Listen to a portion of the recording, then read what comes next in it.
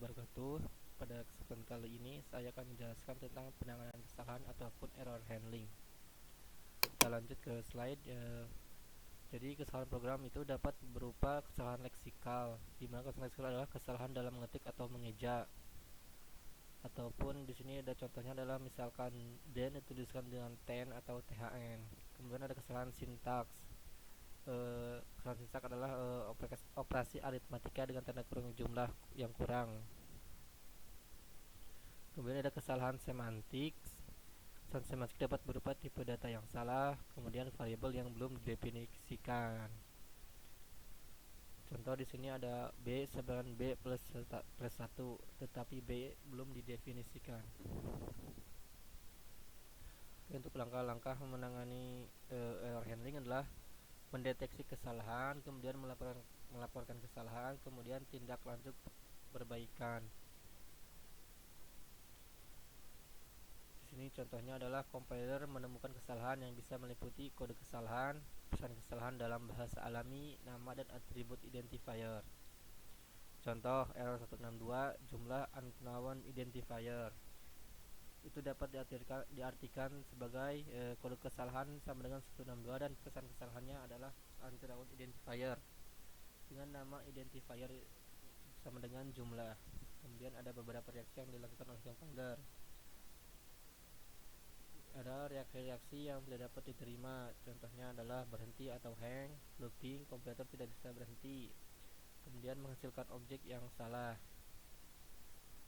Kemudian akan ada reaksi yang benar tapi kurang dapat diterima dan kurang bermanfaat, contohnya adalah kompilator menemukan kesalahan pertama, melaporkannya lalu berhenti.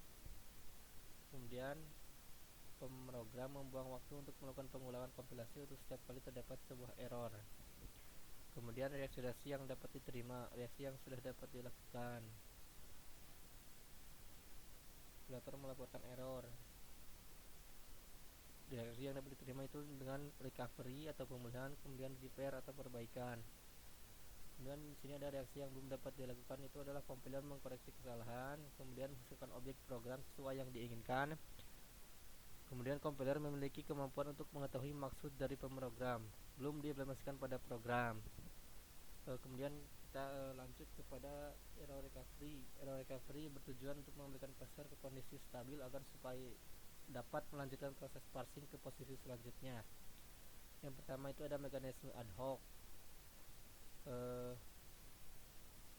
Recovery ini adalah recovery yang dilakukan tergantung dari membuat compiler, tidak terikat pada suatu aturan tertentu. Kemudian disebut juga dengan istilah purpose error recovery. Di sini ada syntax directed recovery. Kemudian ada second error recovery untuk melokalisir kesalahan. Di second error recovery itu ada panic mode. Kemudian ada unit deletion, menghapus keseluruhan satu unit statistik. Kemudian untuk mempermudah untuk melakukan error repairing. Kemudian ada context sensitive recovery. Context sensitive recovery itu berkaitan dengan semantik. Kemudian di sini ada error repair. Error repair untuk memperbaiki kesalahan dan membuat shortcode valid atau memodifikasinya. Dengan mekanisme ad hoc itu tergantung pada si pembuat compiler. Kemudian syntax directed repair menyisipkan atau membuang simbol terminal yang dianggap hilang atau yang menyebabkan error.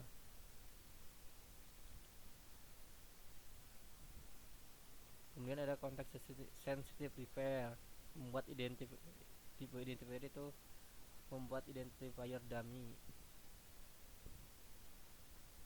Oke, sekian untuk penjelasan tentang penanganan kesalahan atau error handling dari saya. Terima kasih. Wassalamualaikum warahmatullahi wabarakatuh.